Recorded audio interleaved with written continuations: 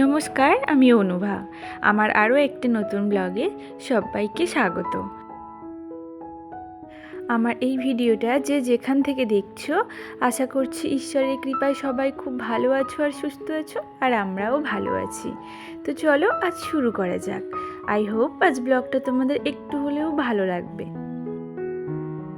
সকালবেলা আজ একটু তাড়াতাড়ি উঠেছি, যেহেতু আজ সোমবার, মেয়ে স্কুলে যাবে, ওই জন্য তাড়াহুড়া করে উঠেছি। উঠে আগে নিজের জন্য একটু লিকার চা বানিয়ে জানালার পাশে বসে বসে খেয়ে নিলাম। আর জানালার দিকে এক দৃষ্টিতে তাকিয়ে আছি, ভাবছি যে কোনটার পর কোনটা করব, যেহেতু সকালে অনেক কাজ থাকে তো ওই জন্য। তো যাই হোক, দেখো এদিকে আমি রান্নার জোগাড়ও করে নিয়েছি। আর আজ রান্না করছি পেঁপে দিয়ে কাঁঠাল পাতা, আর পটল আলু দিয়ে মাছের ঝোল, আর কুমড়ো পুঁই শাক দিয়ে ইলিশ মাছের মাথা দিয়ে চচ্চড়ি। তো সেটাকেই তোমাদের দেখিয়ে নিলাম, যেহেতু জোগাড় করে নিয়েছি। তো দেখো এদিকে কিন্তু পটল আলু দিয়ে মাছের ঝোলটা আমি বসিয়ে দিয়েছি। আর এদিকে প্রায় আমার ভাত প্রায় হয়েই এসছে।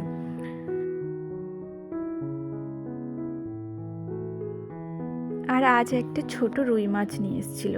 যেহেতু কাল ইলিশ মাছ হয়েছিল, তো আমার হাজব্যান্ড ইলিশ মাছটা খেয়ে ফেলেছিল। আর ইলিশ মাছ তো একটু তেলাক্ত মাছ, ওর খাওয়া নিষেধ আছে। ওই জন্য আমি বলেছিলাম যে তুমি একটা ছোট সাইজের মাছ এনো। তো সেটাকেই রান্না করে নিলাম। আর দেখো আমার তরকারিটাও হয়ে গেছে, ওদিকে ভাতটাও হয়ে গেছিলো। আর এদিকে আমি কিন্তু কড়াইটা একবার মেজে নিলাম, নিয়ে আরও একটা তরকারি বসানোর জন্য বসিয়ে দিয়েছিলাম।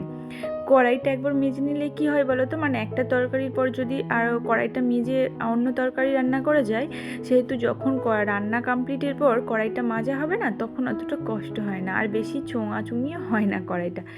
যার কারণে আমি একবার করে মেজে নিয়ে কিন্তু রান্না করি। তো যাই হোক, দেখো এদিকে কিন্তু আমি কাঁঠাল পাতাটা বসিয়েছি। প্রথমে একটু তেলের উপর ফোড়ন দিয়েছি, দেওয়ার পরে একটু দুটো তেজপাতা দিয়েছি। তারপর এদিকে দেখো তেলের উপরে কিন্তু আমি যে আদা জিরে কাঁচা লঙ্কা বেটে রেখেছিলাম সেটাকেই দিয়ে দিয়েছিলাম। তারপর পেঁপেগুলো দিয়ে একটু নাড়াচাড়া করে আর কাঁঠাল পাতাটা দিয়ে দিয়েছি। আর কাঁঠাল পাতাটা বাটতে একটু বেশি জল লাগে, ওই জন্য কিন্তু আমি আর সেইভাবে জল দিইনি, শুধু মিক্সচারটা ধুয়ে একটু সামান্য জল দিয়েছিলাম। আর তাতেই কিন্তু আমার দেখো কাঁঠাল পাতাটা রেডি। আর এই কাঁঠাল পাতাটা না লিভারের পক্ষে খুবই ভালো, আর তাছাড়া পেঁপে পড়েছে আরও তো খুবই ভালো। আর কাঁঠাল পাতা খেলে পেটও ঠান্ডা হয়। তো আজ রান্নাও করেছিলাম, মানে আজ আমি ফার্স্ট টাইম রান্না করেছি ধরতে পারো।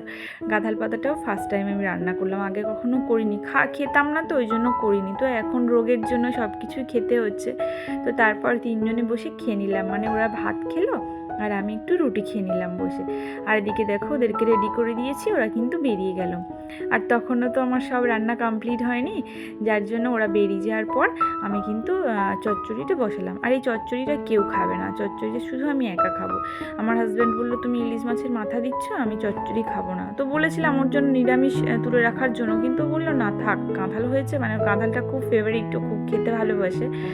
তো ওই জন্য বললো চচ্চড়িটা ওর লাগবে না, কাঁঠাল পাতা দিয়ে খাবে। তো যাই হোক, ওদিকে চচ্চড়িটা বসিয়ে দিয়ে এদিকে কয়েকটা জামা কাপড় ছিল, ভাবলাম ভাঁজ করে নিই।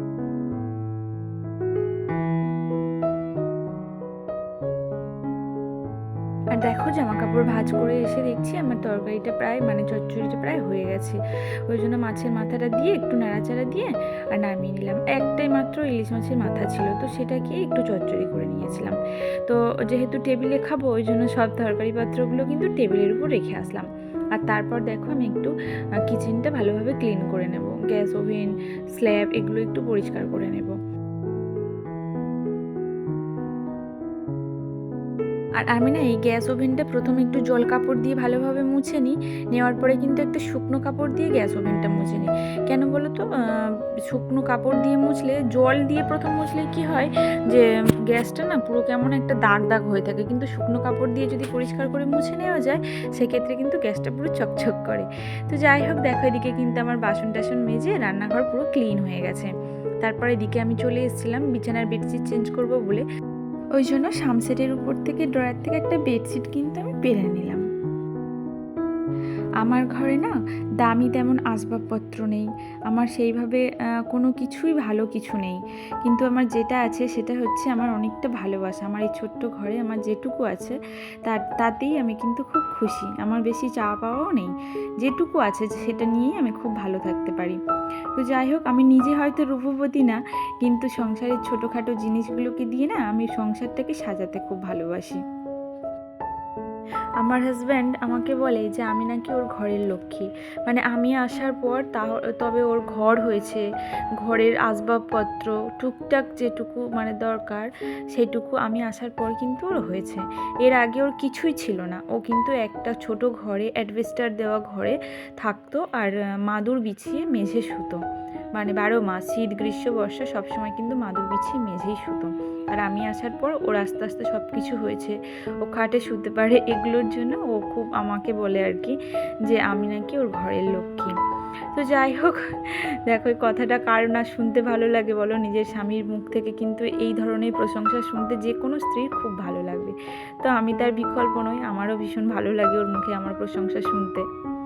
তো যাই হোক, দেখো এদিকে আমি তাড়াহুড়া করে কিন্তু বিছানার বেডশিট চেঞ্জ করার পর ঘর টরগুলো ভালো করে ঝাড় দিয়ে নিয়েছিলাম, আর তারপর কিন্তু ঘরগুলো ভালোভাবে মুছে নিলাম। আজ সকালে যখন উঠেছি দেখি বৃষ্টি হচ্ছে বাইরে, আর বেলার দিকেও বেশ যে ভালো রোদ আছে তা না, মানে মেঘলা মেঘলাই ওয়েদার।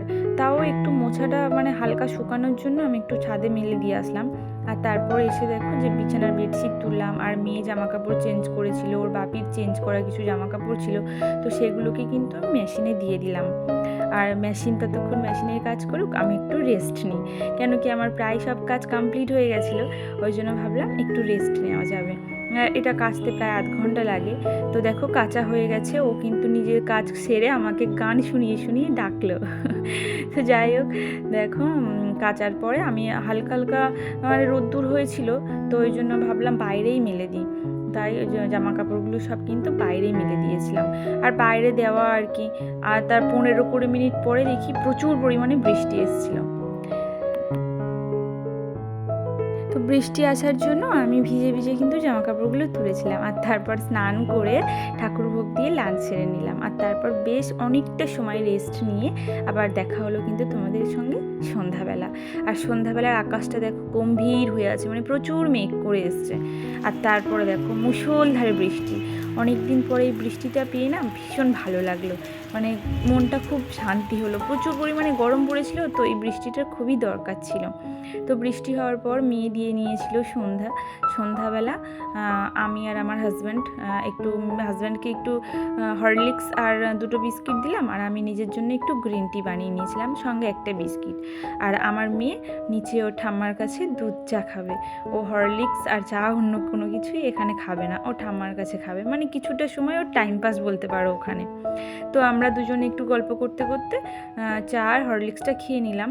আর তারপরে দেখো আমার হাজব্যান্ডের যে বিস্কুট খায়, মানে আমার হাজব্যান্ড এই ব্রিটানিয়া আর ক্রিম কেকারটা খায়, তো বিস্কিটটা শেষ হয়ে গেছিলো, তো ভাবলাম কৌটোতে ভরে রাখি, ওই জন্য সব বিস্কিটগুলো কৌটোতে রেখে দিলাম। এখনও অনেক বিস্কিট আছে যেগুলোর প্যাকেট এখনও কাটা হয়নি, তো একটা একটা করে খাক, তারপরে রাখা যাবে।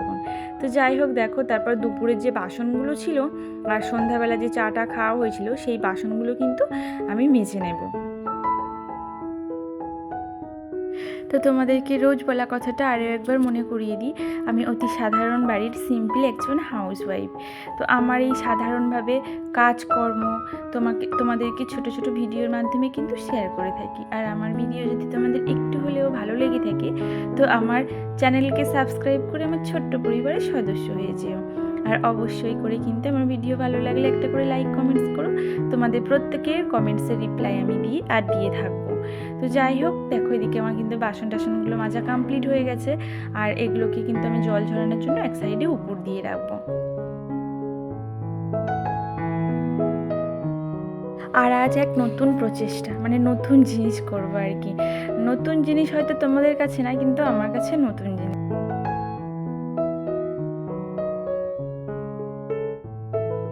তো আজ আমার ইচ্ছে হয়েছে দুধ দিয়ে গোলা রুটি বানানো। এমনি আমি আটা দিয়েও গোলা রুটি বানাতে পারি না, তার উপরে আবার ময়দা দিয়ে দুধ দিয়ে গোলা রুটি বানানোর ইচ্ছে হয়েছে। তো যাই হোক, চেষ্টার কোনো বিকল্প নেই, তো চেষ্টা করছি আর কি আজ প্রথমবার। তো ওই জন্য প্রথম দেখো একটু চিনিগুলোকে একটু গুঁড়ো করে নিলাম, আর গুঁড়ো করার পর আমি একটু ময়দা নিয়ে নিলাম, মানে একটু অল্প পরিমাণেই করছি, নষ্ট হলে অল্পের উপর দিয়ে যাবে আর কি। তো দেখো আমি কিন্তু ওই 2 কাপ মতো ময়দা নিয়ে নিয়েছিলাম, আর তারপর ওর সঙ্গে একটু সামান্য নুন দিয়েছিলাম, আর চিনির গুঁড়োগুলো কিন্তু ওর সঙ্গে একটু মিশিয়ে নিয়েছিলাম। আর যতটা চিনির গুঁড়ো আমি গুঁড়ো করেছিলাম ততটা কিন্তু লাগেনি, বাদবাকিটা আমাকে ফেলে দিতে হয়েছিল। আর তারপর দেখো একটা ছোট প্যাকেটের দুধ ছিল, আর আমার মেয়ে যেহেতু দুধ খায় ওর জন্য 1 পাকড় দুধ নেওয়া হয়। পুরো তো সমস্ত দুধটা কিন্তু আমি ভালোভাবে জাল দিয়ে নিয়েছিলাম। তো পুরো দুধটা জাল দেওয়ার পর দুধগুলোকে ওই যে ময়দা আর চিনি মেশানো ময়দার সঙ্গে ভালো করে মিশিয়ে, তো এটাকে এইভাবে করে রেডি করে কিন্তু আমি কিছুক্ষণ সময় রেখে দেবো একটু ঢাকা দিয়ে। দেওয়ার পর যেহেতু আমার হাজব্যান্ড এটা খাবে না, ময়দা চিনি দেওয়া আছে, দুধ দেওয়া আছে, কেন কি ওর লিভারের জন্য ময়দা দুধ চিনি সব কিছুই বারণ, তো ওই জন্য ওর জন্য 2টো রুটি বানিয়ে নেব। তো ওটা ঢাকা দেওয়ার পর ওর রুটিটাও বানানো হয়ে গেছিলো। তো রুটিটা বানানোর পর এদিকে কিন্তু আমি ওই সরু চাকলিটা করার চেষ্টা করছি। তো প্রথমে একটা বাটিতে একটু তেল নিয়ে নিয়েছিলাম, নিয়ে বেগুনের বোটা দিয়ে তেলটাকে একটু কড়াইয়ের চারিদিকে কিন্তু ভালোভাবে লাগিয়ে দিলাম, কড়াইয়ের গাগুলোতে লাগিয়ে দেওয়ার পর কিন্তু আমি এই যে ব্যাটারটা করেছিলাম এই ব্যাটারটা ভালোভাবে কড়াইতে দিয়ে দিলাম। দিয়ে ভালো করে ডাবো দিয়ে একটু পাতলা করে দেবো, যে মোটা হয়েছে না ওই জন্য একটু পাতলা করে দেবো। দেওয়ার পরে কিছুক্ষণ কিন্তু আমি ঢাকা দিয়ে রেখেছিলাম। দেওয়ার পরে দেখো আস্তে আস্তে করে তুলতে তুলতে না দেখেছি আমি পুরোপুরি উঠেছে। তো আজ আমার প্রথম এটা বানানো, তো আমার বানানোটাই সার্থক হয়েছে। তো যাই হোক, তো এই দিয়ে আজ আমাদের ডিনার হয়ে যাবে। আর আমার হাজব্যান্ডের ডাল ছিল আর রুটি দিয়েও ডিনার। তো আজ কিন্তু ভিডিওটা আমি এই পর্যন্ত শেষ করছি। তোমরা সবাই খুব ভালো থেকো আর সুস্থ থেকো। দেখা হচ্ছে পরের ভিডিওতে। সবাইকে টাটা।